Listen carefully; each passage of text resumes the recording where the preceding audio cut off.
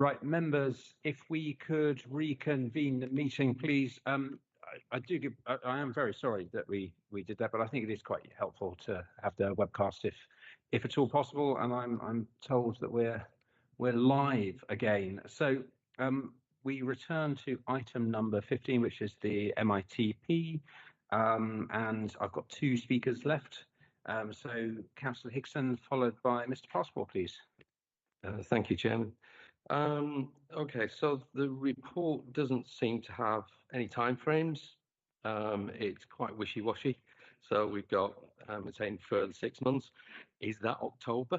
Are we looking at from April to October? So it doesn't actually confirm any timeframes or any deadlines for any of this, which is one of the reasons why it seems to just be kicked into the long grass every time. Interesting in terms of 2.5. It's not in my ward, but I do drive from my ward to work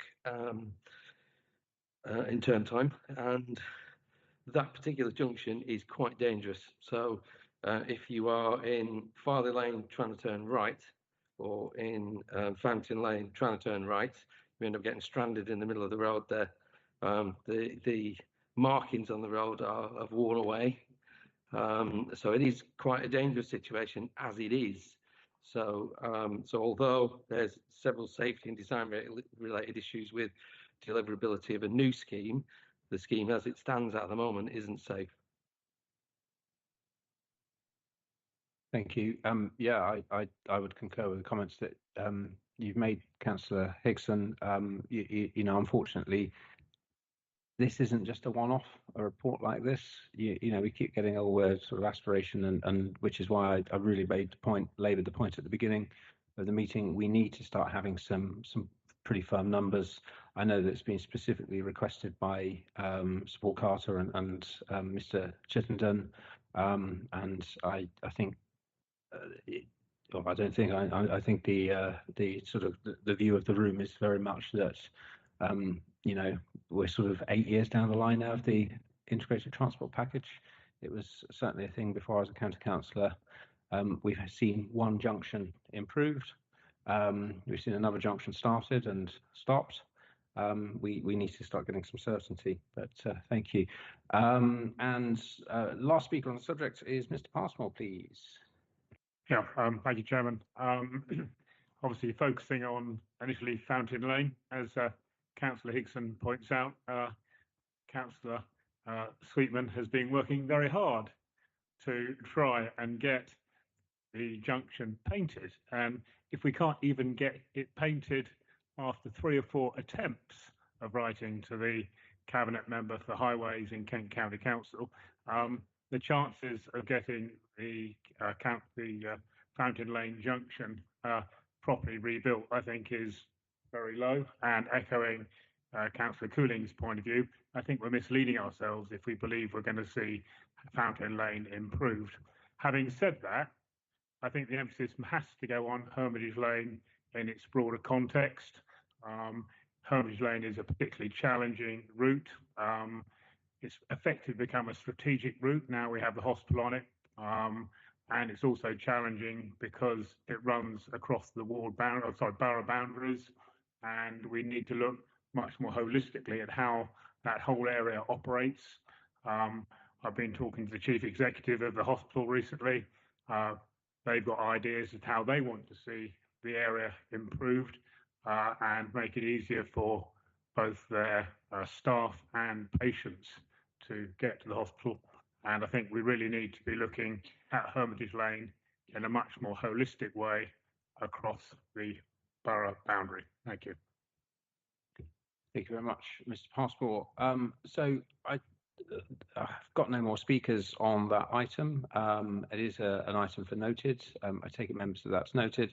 And if I may, Ben, if you could take the comments back, I appreciate that there's a lot of frustration in this room, understandably so. If those comments could be taken back so that there is a more comprehensive report that starts giving us some timeframes and definites for the October meeting, I'm pretty confident that would be very much appreciated. Thank you. Yeah. Can I also just add, sorry, if there's any, yeah, please do. If there's any specific questions sort of relating to any of the schemes, if you can, if Jordan, if you can share my email so they can be emailed me directly, and then we'll make sure that those are addressed in the report as well. I'd appreciate that. Thank you very much, Ben. So next item is item number 16, which is the Hart Street and Barker Road experimental scheme outcomes, which is going to be introduced by Ryan Shield, please. Ryan, over to you. Chair. Good afternoon again, members. Yes, so Hart Street, Barker Road. To give some background, this isn't the first report you've seen about this location.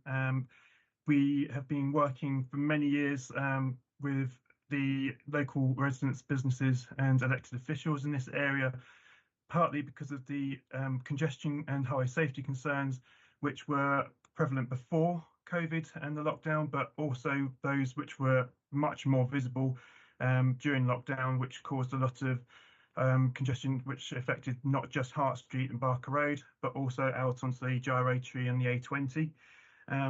We've formed a working group which has been excellently represented. I can see that two of the KCC members, Tom Cannon and Chris Passmore here, so they're in the working group and they're aware of the discussions. We've had various meetings which informed the scheme, which is on site as we speak today, which is a experimental one-way system. It had the potential to be quite controversial because of it has a detour of traffic, which is why the experimental scheme was seen as the best option. Throughout, the working group actually met to discuss the scheme, and since this report was written, I've again shared that with the working group, and I'm sure Tom Cannon and Chris Passmore would be keen to mention the feedback we've had has been very positive from that working group. I did share some comments which were sent to me on an email from various businesses, which was a late addition to the report. If you haven't received those, I can verbally update you, but there was quite a few. The scheme definitely had, from the survey data and the feedback we've had from the work group, a positive impact on the traffic. We know that we need to make permanent changes there if it's going to stay, because those barriers are unsightly, that they're a temporary measure. So the two options we have are to take those barriers out and put curbs in, additional signs, additional markings, and make the area look neat with the one-way system, or to take the scheme out completely.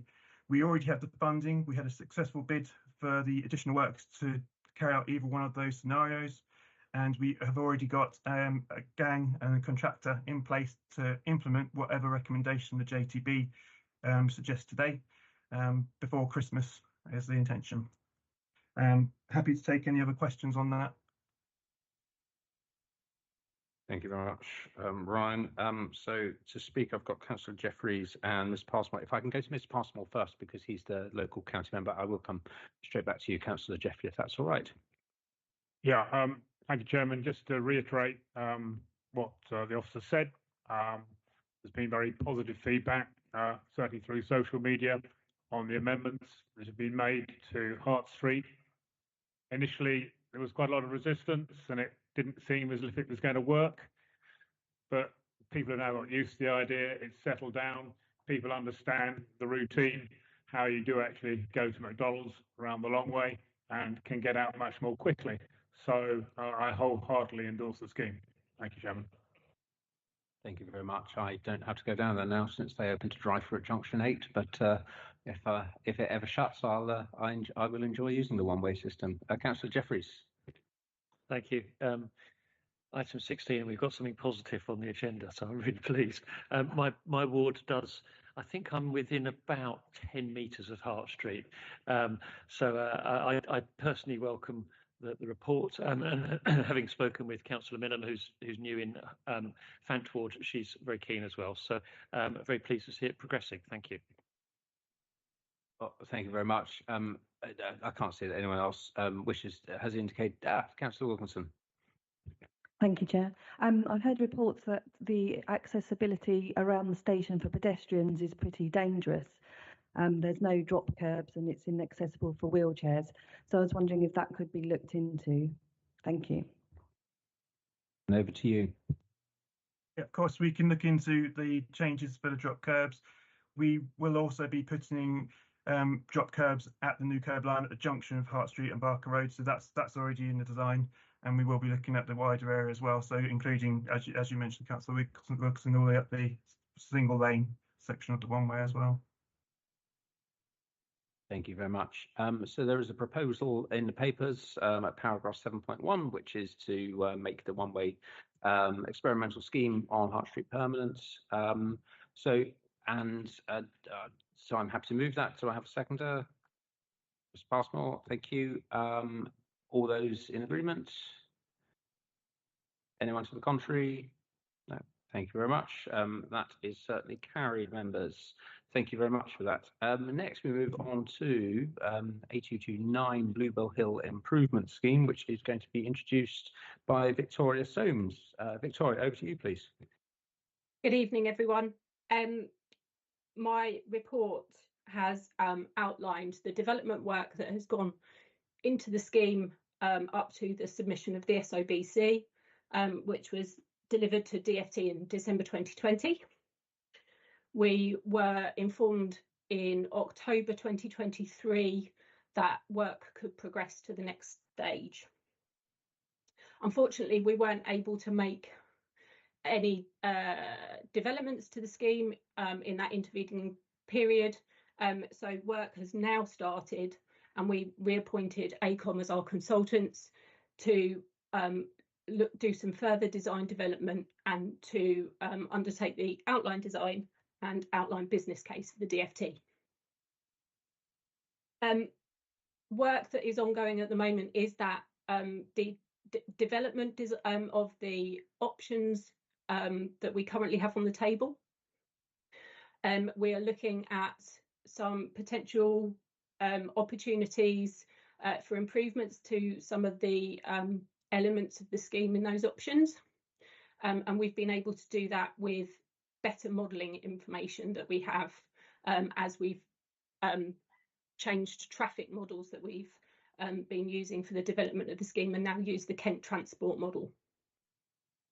We're also developing a programme of survey work to collect the data that we need. So that includes further traffic information, to update our traffic model so that it represents a post-COVID scenario. We're collecting environmental information, and we're currently planning for ground investigation work. We're spending a lot of time talking to our streetworks teams about how we can carry out survey work that needs traffic management on Bluebell Hill with as little disruption as possible, bearing in mind that there's already an awful lot of traffic management around Maidstone, and we don't want to cause significant impacts to the strategic road network as well. The programme for submitting this stage of our work to the DFT is early 2026, and we'd also be looking at submitting a planning application at this time. Following our consultation on the options in 2020, we're looking at further consultation on a preferred scheme later this year.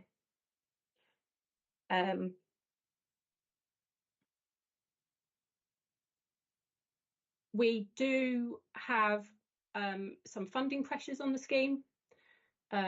We are relying currently on contributions from the Department for Transport, and are working within the budget that we have currently, but do need some further funding to be able to complete and finalise the outline business case. The expectation for the scheme is that we would be constructed and in place before Lower Thames Crossing opens to traffic, and we're waiting further information from government about the development consent order for Lower Thames Crossing, which is due on the 4th of October. I'm happy to take any questions. Thank you very much, Victoria. So this report is for noting members. Does anyone have any questions? Councillor Russell. Thank you. It was just a point around, obviously, the A229 being the second worst road in the country. And I know that obviously you're addressing the top part, but I just didn't really want the scheme to forget that that runs all the way to Hawkhurst, and actually a lot of the fatal collisions are down when you go down the bottom of Linton and on the way to Staplehurst when you look at the crash map data. So it's just that if it was possible to split it, to obviously say this is going to address the top section, because it's also collating data that's from the whole road, if you could maybe answer that. I think we've been very clear that this is the A229 Bluebell Hill Improvement Scheme, which is the stretch between the M2 Junction 3 and the M20 Junction 6. I'm afraid I can't answer what if we're looking at any other proposals for other elements of the A229. Thank you. Mr. Chittenden. Just one or two quick points. Is this original scheme, they put out an original scheme, and so there was some interesting ideas, including something that looked like the roundabouts, more like spaghetti junction, especially on the Maidstone end, which we Scots. I don't know how many people took part, or how many businesses took part, or organisations took part in the initial view, but it came down to something that was a lot better. So hopefully, at least it's quite reasonable. And I noticed that they're going to be doing a second consultation, if it hasn't already started. The biggest problem, of course, is it comes down to the same on 3.5, that makes clear that we will get some money out of the government, but there's still got to be a contribution from KCC. So again, and they have gradually pushed this back as the opening of the tunnel has gone back 2031, maybe even later now. And that may not be the last delay. We've got to be open, otherwise we're going to have a lot of traffic problems in and around our areas if it's not open by the time that's opened. But yeah, it's still going to come down. Another one of those cases where we need more money from the government or somebody. So an interesting project, an essential one for us. Otherwise we could have a lot of traffic problems, but probably in 10 years' time, I might not be on the council then. So, Oh, yeah. so anyway, it's not looking too bad as it's drawn at the moment. But interesting to see what the next consultation brings. Thank you very much. Thank you, members. That was for noting, and I assume that is duly noted, members. Which takes us on now to item number 18, which is LTP5 public consultation. Rather embarrassingly, there is nobody to introduce this report, which is far from ideal, and I think goes back to the point that was raised in the minutes. But nevertheless, I think any questions that members do have can certainly be recorded, and Jordan will duly note them and ensure that we get a response. So I'm going to come to you first, Councillor Clark. Thank you, Chairman. Really, it's drawing on something I've mentioned previously in the work items, but this goes right up to Linton Crossroads, but it doesn't mention Linton Crossroads. I do think it should be in this report. Thank you. Councillor Mrs. Russell. Well, what a shame no one's here, because I was actually going to say that in Annex 2, the rail station step-free access improvements to Marden on the Tunbridge main line is really welcomed at the moment. People with prams or disabilities have to go all the way to Staplehurst to just cross the platform to come all the way back. So I was going to say, well, that is a good proposal, but there's no one here to say it to. That's a shame. Fabulous. Councillor Mrs. Spriggs. Thank you. My only comment was I can't remember the previous version of this, and I know Councillor Chittenden won't like this, but should it not have a Leeds Langley Relief Road on there, which is a major piece of infrastructure that has been on the cards for an awful lot of years, and it just seems to me someone's trying to bury it. So I would like to ask that we write to KCC and ask if they still agree in principle or support in principle the creation of a Leeds Langley Relief Road subject to funding being available, because I just think it's disappeared, and it's such a major piece of infrastructure which has been around for about 25 years, and it should be on there. Thank you. Thank you very much. Yeah, I certainly note that, and I will ensure that we get a answer back to the board on that, please. Next, I've got Paul Carter, followed by Mr. Chittenden, and then Chris Passmore. Yeah, well, I was very close to the publication of Growth Without Gridlock and had a significant input in it. And I think Councillor Balspring makes a very good point. I think we ought to be reflecting on whether or not what we achieved, particularly in the Maidstone Borough area, because it covered the whole of the county, in what propositions we put forward in 2017 for Growth Without Gridlock, what the suggestions were, what actually have we made any difference, or have we had growth and gridlock? I suspect we've probably had growth and gridlock, but one of the significant issues which was in there was the Leeds Langley bypass. And I think that was right that it was in there. We've never been able to get on and do it, find the funding and general consensus with Maidstone Borough Council through the LTP, etc., etc. But it comes back to a comment from the parish councillor that into the local plan needs to be verboten, because the infrastructure is not there to satisfy it. There's no obvious solution that's affordable in some of the road schemes that are coming forward. Therefore, that zone of Maidstone should be not permitted for any further development, because we've got gridlock and we shouldn't therefore have any more growth. And we need to ascertain and work between the county council and the borough council on the local plan to make sure that the infrastructure certainly doesn't get any worse than it is now as a result of the housing growth, and that should determine very much where any growth comes. But again, to make that point, Maidstone's had more as a percentage of growth over the last 15, 20 years than any other planning authority in this country. And those numbers are increasing. How many houses there were then and how many houses there are now, and our percentage is off the Richter scale compared to others. So, frankly, I believe Maidstone needs to stand up and say, enough is enough. We've got too much gridlock. We haven't even delivered the infrastructure that was planned for that housing development, housing growth. Therefore, we're very happy to play our part up to a point, but on the basis we've had more than anybody else in the past, any numbers that come from government, this new government, need to be cognizant of that fact, that we've played the game up to now, but it can't go on unless there's massive investment in the transport infrastructure to enable that to happen. Thank you very much, Sir Paul. Mr. Chittenden. Yeah, it's an interesting point. I sat on this committee for 2 years and we've been going through it. And just out of interest, the priorities of this set by the government when we started to look at this was not really what you'd expect. Firstly, it said that anything you submit, anything ideas you have got to help with the decarbonisation and zero at 2050. That was the first priority. So if you actually made a bid for finance and it wasn't shown that that was one of the priorities of what this scheme would do, you wouldn't get any money.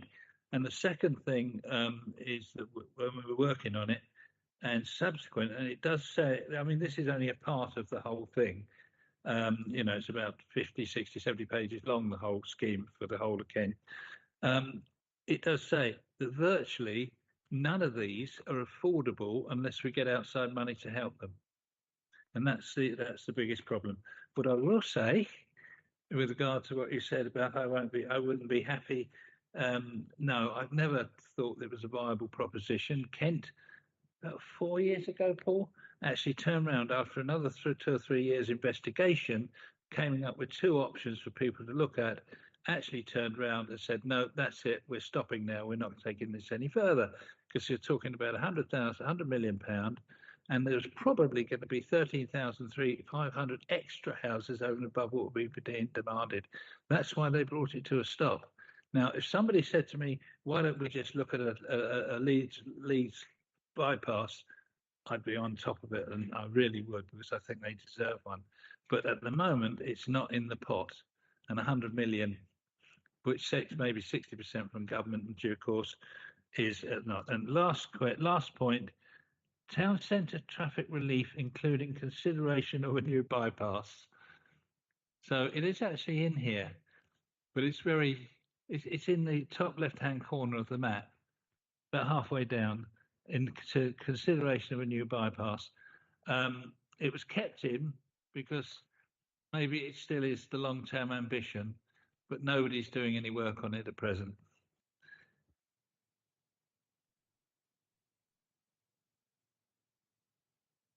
Thank you very much for pointing that out. That's very helpful. I've got Mr. Passmore next.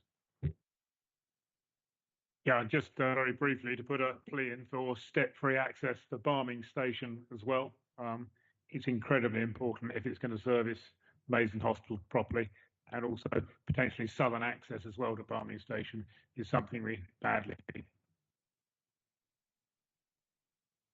Thank you. And finally, I've got Councillor Jeffrey, followed by Councillor Cooling.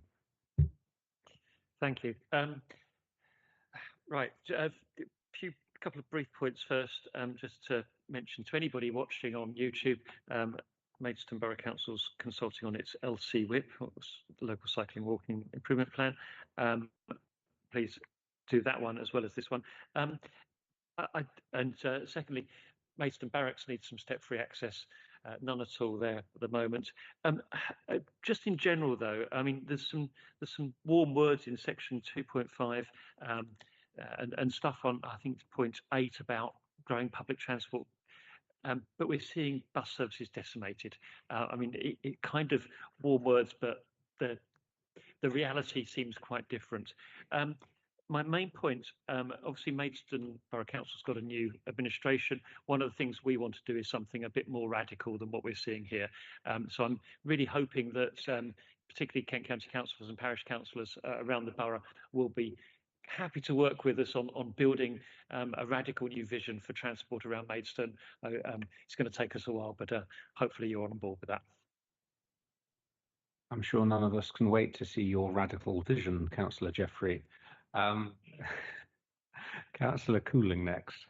Yes, on that vein, as long as I don't have to cycle everywhere from Teesson, Lees Langley Relief Road, just as a reminder to us all, that was originally in the local plan review that was adopted in March.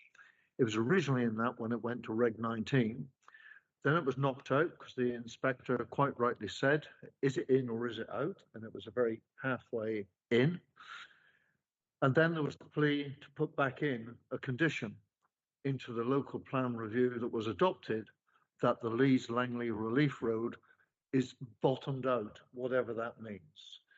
And we need to bear in mind that the next next local plan review will be starting imminently. Whether that's in the next month, 6 months, I'm not certain. It's not down to me. So if there is not analysis and cooperation going on between the borough and the county, it is rapidly going to get long overdue. And bearing in mind that the government, as I understand it, initially said there'd be no money forthcoming for 100 million sort of bill, and therefore if you want it, you've got to build 4,000 houses, etc., etc. This is a serious subject that the borough and the county need to bottom out, and to actually dismiss out of hand the whole of the Lees Langley Relief Road and say just let's have a part of it, I think is too early. There are horrendous travel problems around this borough. I don't live that part of the borough, so you could say that I'm quite happy to see it because I don't live there. That is not the case. We have on my side of the borough, we've seen a lot of developments around Heritage Lane. So we're not NIMBYs, but there has to be something to help the economic growth of this borough. And part of that is enhanced infrastructure. The next local plan review is about to start. So please, can we have formal, proper coordination between the borough and the county? Leeds Langley Relief Road, in, out, or in, out. I won't save the rest of the. Thank you very much. Right, members. So that report was for noting, and I assume that is duly noted. Thank you very much. Which takes us on to the Maidstone Highways Works Programme, final item on the agenda, standing item, which is for information only. Councillor Clark. I have 1 point then, Chairman, and it's on page 54, the second from the top, Church Street Lewes drainage repair works. There's actually quite a complex issue in Church Street where there's a spring that's coming up through the road. There has been a repair that was done about 10 years ago to put a temporary, a drain in place, so it actually runs into that drain, but that drain was routed into a private drain and it's become overwhelmed.